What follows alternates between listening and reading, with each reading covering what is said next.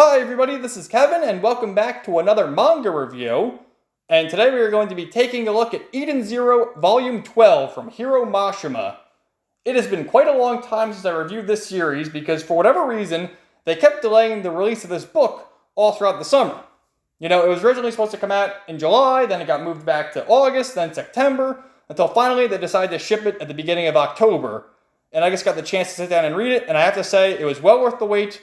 A fantastic conclusion to the Draken Joe arc, and also the start of the next arc with lots of mysteries surrounding that one. So I can't wait to see what happens next, and we'll get to that later on in the review. So I also want to note that supposedly Volume 13 is releasing next week, which I find funny because typically manga volumes release every 2 to 3 months, and this is obviously them apologizing and making up for lost time, which I wonder why this book was delayed so much. It seems odd because prior to this, they were coming out every 2 months.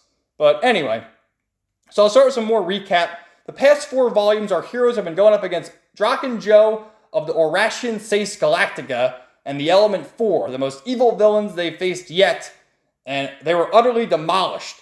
At the end of Volume 10, you had Weiss have his arm get chopped off. The 2 girls were just sitting there crying, helpless. The 2 androids, Happy and Pino, were, turned off, pretty much defeated in the scrapyard as spare parts. And Shiki was murdered. He was shot in the head by Draken Joe and dead. And reading that for the first time, you would probably think, oh god, this series is getting canceled and this is just Mashima's way of having a dark ending, right? But no, Rebecca was able to miraculously activate her Cat Leaper Ether Gear ability, which allows her to travel back in time, holding on to the knowledge that she attained here, that they're all going to die. So with this new knowledge, because no one else remembers, she's able to warn the others and get them ready to face Draken Joe with a better plan. So that's exactly what they do. And in the last volume, we got to see the Shining Stars in action. Homura, Witch, Sister, and Hermit, for the first time, they were using their abilities, and it was pretty cool seeing that. And we also learned that Draken Joe is over 200 years old, and he has this contraption in his ship, which siphons the life force from everybody, keeping him young. That's why he doesn't look older than 30. And, he's been doing this for years. And learning this, Weiss ran off in like a fit of rage with tears in his eyes, ready to aid Shiki in the battle because Shiki was taking him on by himself, and Weiss suits up in his arsenal armor, ready to team up with Shiki and face Draken Joe in his overdrive form. And you got Shiki on the cover here in his overdrive form, which is major spoilers because all throughout the series they've been hinting about Shiki transforming into this particular form, and they spoil it on the cover, but anyway, let's get right into it here. This is some funny stuff too. So the past few chapters, they've had Pino's analysis for like character bios, and Moscow here is like as low as he can be in all his stats, except for the mystery button, Moscow. And they've been hinting about him touching this button, which I don't know, is he going to self-destruct? That's what I think, but he hasn't done anything with the button yet. I can't wait to see what happens with that, but anyway, let's get to the action here. Like I said, Draken Joe transformed into his overdrive form into like this monster with a tail and everything. And Shiki was getting his ass kicked until Weiss showed up in the arsenal gear. And like I said, at the end of the last volume, he left in tears. It was you! And he's firing away. But it does nothing because he's also known as the Dark Alchemist. His ether gear is alchemy, and that he can change anything into a different kind of matter. So he's changing the bullets into like water so it doesn't affect him. And he's impervious. What can you do against him if you can just manipulate everything? So here's a flashback 60 years ago on the planet Norma with a young Weiss with his mother on her deathbed. And the doctors here are saying that, we can't really detect a problem. It's like her life is being drained away. And obviously we learned, that's what they said. Draken Joe is siphoning the life force from every living being, and that's what it happened to his mother. And essentially Draken Joe murdered Weiss's mother. So some pretty crazy stuff right there. And she also tells her son about Mother, which is Shiki's ultimate goal is to meet Mother. So, that's some cool stuff. And Weiss is getting ready to battle, like just trying to punch him. But he can't do anything because, look at him. He just grabs his fist as he's getting ready for the punch and manipulates with his alchemy ability and destroys his entire armor. You see, he's just in tattered clothes now. And Draken Joe is just no stopping him, dude. So it cuts back to another flashback with Weiss and Seebeer and talking about this pendant that he got from his mother, and he blames Seebeer for stealing it because I guess he lost it. But we learn later what happens to that pendant, which is interesting.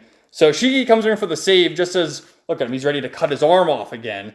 Because that's what happened. This Weiss, if you're not familiar with the story, which I don't know why you're watching this review, but this Weiss is from a different time, from 60 years ago. And there's an old man Weiss still living, and that has to do with the chronophages and stuff. But I hope you understand what's going on. Otherwise, why are you watching this? This has major spoilers. But anyway, Weiss was supposed to destroy this machine, but because he's fighting Draken Joe, they have Hermit on the job. She's like the tech girl with the shining stars, and they're trying to destroy this thing. When all of a sudden Draken Joe, he feels the pain because Hermit's hacking in and slowly but surely giving the life force back to the people. And here's everyone right there. Muskoy time! So he's just going berserk, and he's turning it into even more of an abomination. Oh. And he's going after trying to find out who's doing this to him, who's draining his power, but it's making him even more berserk. So these guys don't know what to do. I mean, they're going up against this giant monster. And he also has the Satellite Blaze, which is this weapon that Madame Karine had many arcs ago. And he's threatening now to obliterate Blue Garden. That's another planet. It's like, holy shit, dude, this guy means business. So now they're up against the clock because they have to stop Draken Joe and also stop the Satellite Blaze. And here he is hacking into their computers. I will kill that meddling Noah. He's on Blue Garden. Fire! And he's stabbing everybody he's looking for. Keeps yelling, he's looking for the cat. The cat, that's Rebecca, because she has the cat leaper ability. He wants to get that ability so he can go back in time. Because, his body's over 200 years old. He wants to quit using his machine, I guess, and just use it through somewhat natural causes. So as the whole ship's just falling apart, Pino's about to get crushed, and Seabeer saves her, which is great because, they had a bad blood in the past of the old Seabeer. Well, this is the old Seabeer, but the different time Seabeer on the chronophage planet, where he ripped off Pino's legs, and he was kind of an evil guy, but Pino forgives him, which is nice. And again, how does Rebecca keep ending up in these tentacle scenes? Every couple of volumes, she's in this particular spot. It's crazy, man, but you gotta love the fan service. And Homura comes in for the save, and they're just ready to go. So look at this dude. He's like a giant demon now. So lots of great action. Shiki is having his flashbacks to what happened before, and he's like, I have to survive. And he's getting ready to fire again, but he uses his gravity ether gear to stop it because, well, he remembers this exact scene where he got murdered. At least Rebecca told him. And at this exact moment, he undergoes the overdrive transformation. Look at that shit. And he grows, you see right here, it's more detailed, the color. He grows horns, and his hair turns white. So he's ready to fight. Here's a great shot of all the members of the Eden Zero. And look at him, standing on, ready to take on Draken Joe and end him once and for all.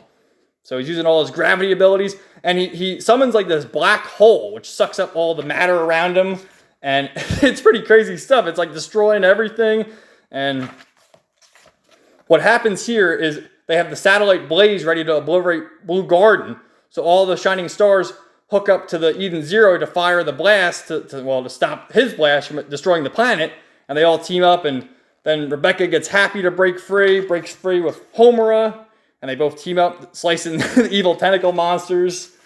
And look at Shiki, just standing strong, destroying this guy. Hell yeah. And I love this scene too, where they're firing right out of the mouth of the Eden Zero. 3, 2, 1, fire! And you can see everyone's epic pose here. The Shining Stars giving their life force. Of course, more of the fan servicey stuff with Rebecca and Homura slicing away the tentacles. And as Shiki's ready to destroy Draken Joe, you get a little flashback of young Draken Joe here when he's living on this planet, and supposedly they're just raised as test subjects, and they're only allowed to live for 15 years. And he learns that people live for decades on other planets, so I'm going to live forever. And he learns alchemy, and that's how he learns his abilities. And of course, Shiki's like, will you be my friend? That's his thing. He wants to be friends with everybody. That's his wish with Mother, to make a million friends.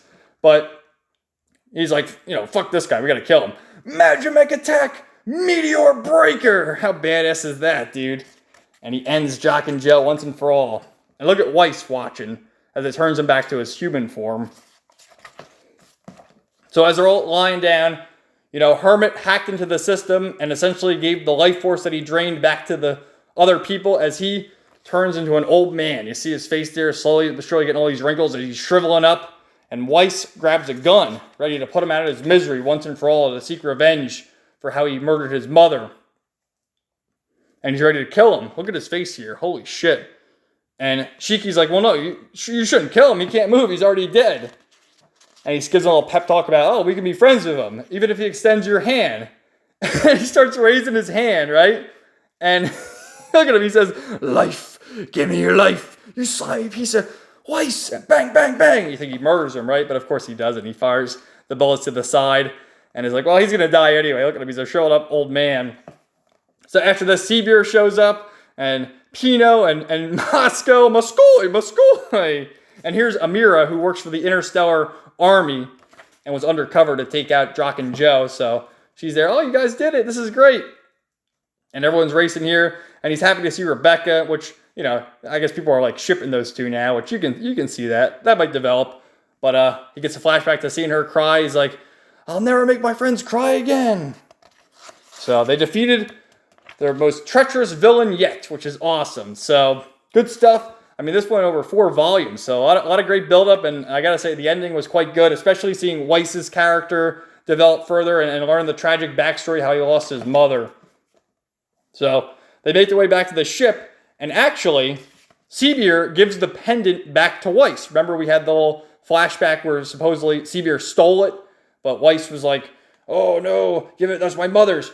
But apparently, it was Jock and Joe who stole the pendant, and Seabeer got it back for him and tried to give it to Weiss years and years ago, but he wouldn't take it because he wanted to, you know, change his life for the better. You know, he was working with Seabeer, they were doing underground things, and he wanted to become a better person. He became Professor Weiss and was able to work on mechanics and all sorts of things. So they're able to redeem the relationship there, and some good stuff. Really, really heartfelt stuff. And we see Lobelia again, which, you know, she's the beekeeper who they rescued. She was kidnapped by Jock and Joe as well and tortured. And she's sort of Rebecca's rival. And she's looking in all the rooms in the ship, and she sees Jin here, who was a villain, now turned good guy. And he was causing trouble with her early on in the series. So she sees it, and she's like, oh, God, what is he doing here? Some funny stuff. So they're all talking, having a great time. And then Rebecca mentions, where did that Mr. Connor go? And they're all like, who? Who the hell is Connor? I have no idea who you're talking about. And of course, he was the one who helped them pilot through all the debris back at the Sun Jewel arc against Madame Karine. And where the hell is he? Because he was waiting on the ship, but after using the Cat Leaper ability, he's not here. What the hell? I love this cover, too, for Chapter 1 with all the chibi-looking characters. It's so cute. So they're trying to figure out what the hell happened to Connor. They make their way back to Blue Garden to talk to Noah, who also works for the Interstellar Army. Or rather, I think he works for the GIA, not the CIA. The Galactic Intelligence Agency is what they call it. So he's rewarding them. He's like, all right, well, this is my cover here. I really work for the GIA, and you got to keep that as a secret. Yeah, the GIA overseeing the Sakura Cosmos. So, and then look at Homura's face, because her little thing is she just blurts out everything. She has no self-awareness, and just whatever she's thinking, she blurts out. So she's like, oh, God, I'm going to spill the beans at some point to the wrong person. So everybody leaves, and Rebecca's trying to ask about this dude named Connor. She's the only one who remembers him. Here he is right here, Captain Connor. And he's like, well, you know, after my research, I have no idea who he is. But you'll find out soon enough, I'm sure. So have some good adventures. They go on their way, and she encounters Lobelia again, which, like I said, they're the friendly rivals, and they both apologize to each other. I mean, I feel like Rebecca doesn't hate Lobelia as much, but Lobelia really doesn't care for Rebecca. But at this point, they have a mutual understanding until she gets a notification that Lobelia uploaded a new video to her channel, and it's just vlogging the day in the life of Rebecca. Here she is sleeping. Oh, she's eating again. There she is in the bed. Just the faces that they make. Oh, it's so cute. So I like Lobelia. I know you're probably meant to hate her, but I think she's all right. So after all that, here they are on the ship, and Clean, that's Jin's sister. Really, his name's Chris. We learned that. Jin was just her name was Sylph, and then his name was Jin, but their real names are Chris and Clean Rutherford. So here they are. She's trying on clothes, and he's over there, Muscoy. They are so Muscoy. and Chris is getting all pissed off. Keep your bizarre words out of Clean's vocabulary. So Witch is supposed to heal her from, her problems. She has no emotions. Her emotions were stolen by Draken Joe's device. So I guess they're going to tag along for a little bit, which is cool. Both turned to good guys now. And here they are with Mother. And then again, another great shot with some of our crew members. I always like those drawings. And now that they have all 4 shining stars, because, they got the 4th shining star, Homura, became the 4th one because Valkyrie was dead. And they were ready to set out to find Mother, but they got sidetracked because Draken Joe's ship was following them, so they had to engage in battle. Otherwise, they would have been on their way earlier. So now they're like, oh, we got to go find Mother, but first, let's go back to Granbell Kingdom, and I want to pay respect to my father's grave. So they make their way back to Granbell Kingdom, when all of a sudden, we see this ship, the Eden's One. What the fuck? And look who's piloting it. It's Connor, the captain of the Eden's One. Wait a minute. And then we see Ziggy with his eye lights up. Wait a minute. Isn't Ziggy dead? So they make their way back to Planet Granbell, and Shiki's like, oh, I wonder if the robots are working again, when really the robots deactivated because they ran out of power. But here they are, and they see all the robots destroyed. They had a revolt in the very first volume, essentially as a ruse to get Shiki to leave the planet because their ether reserves were running low. And he sees everyone and all his friends, especially Michael. It's like, oh no.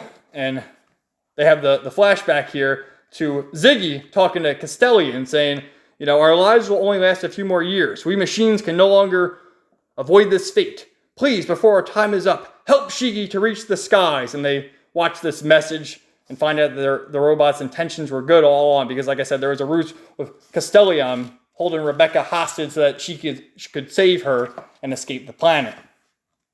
So as all this is going on, we see this dude pull up, and he says, rest in peace, you noble bots. What? And it's Ziggy. He's alive. What the hell, man? Holy crap. But he looks pretty beaten up there. He's missing a horn. His cape's in tatters. How did he survive? So Shiki's ready to see his grandpa racing towards him when all of a sudden he uses his ether gear, which he wields gravity as well. He taught Shiki how to use it. And he starts attacking him. It's like, what the hell's going on? Shiki, I was wrong. I should have never raised you or sent you into the skies. What ugly, foolish creatures these humans are. And he starts attacking Shiki and his friends. What the hell? Now is the age of mechanical life forms. We will rule over all humankind. And the Eden's One appears, piloted by Connor. And he says, Pino, come, you belong with us. And goddamn, look at Rebecca right there. Whew. I'm simping for Rebecca for sure.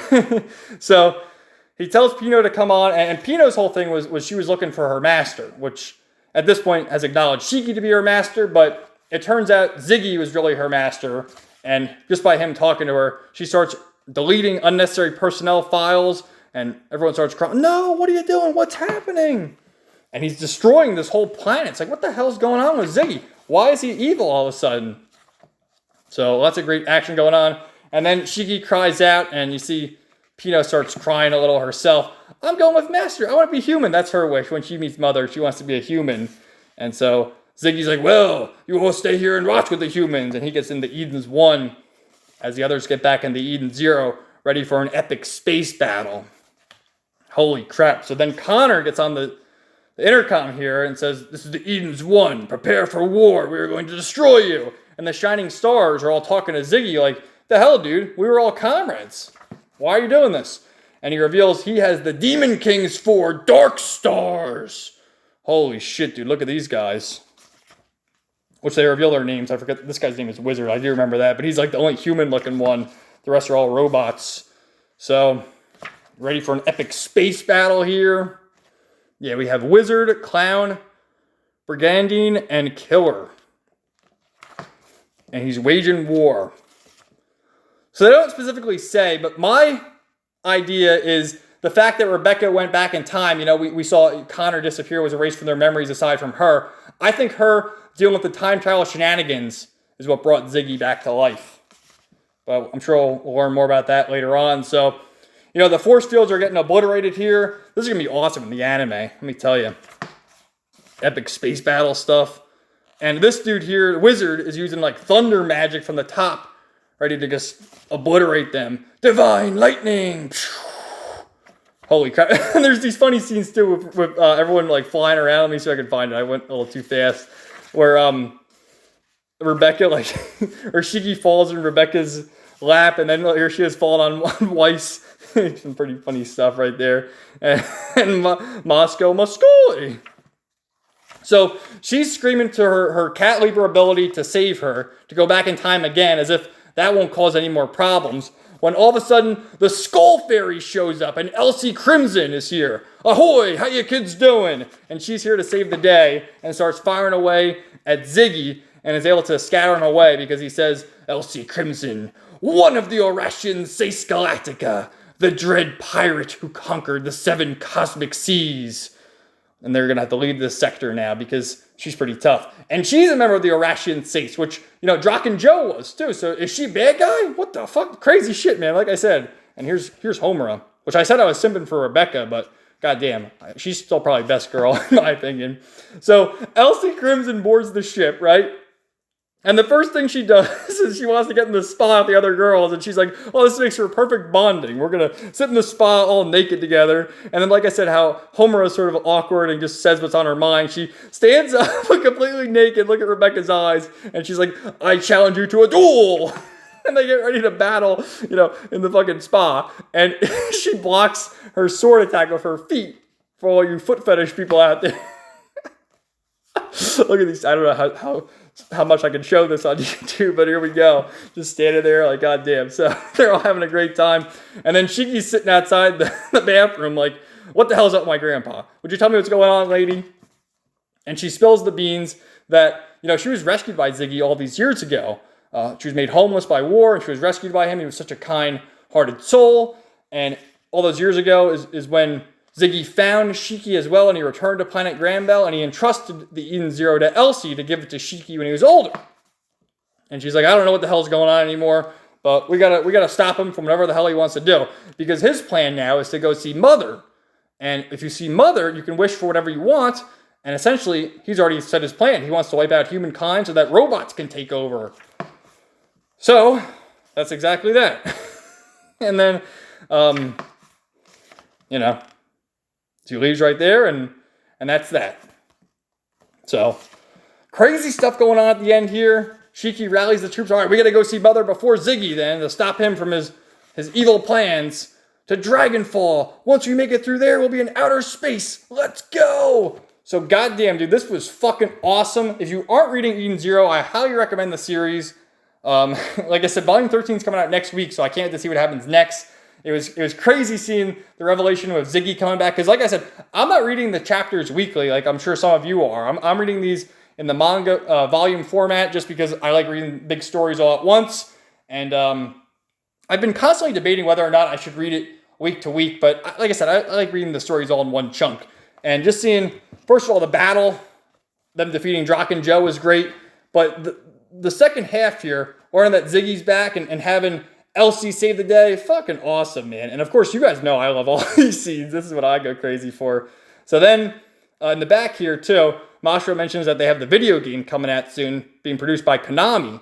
And it's actually the same people who made the video game, Rave Master. They did a video game on the GameCube. And also, I guess, the Fairy Tail game, which came out a few years ago. So that's some cool stuff. It's going to be an action RPG. And I can't recommend this series enough. I love it. You guys know I'm a huge Mashra fan, reviewing both Fairy Tail and Eden Zero. And fucking awesome. If you're not reading it, like I said, you got to hop on it. So thank you all for watching. Let me know your thought in the comments down below. And have a great day.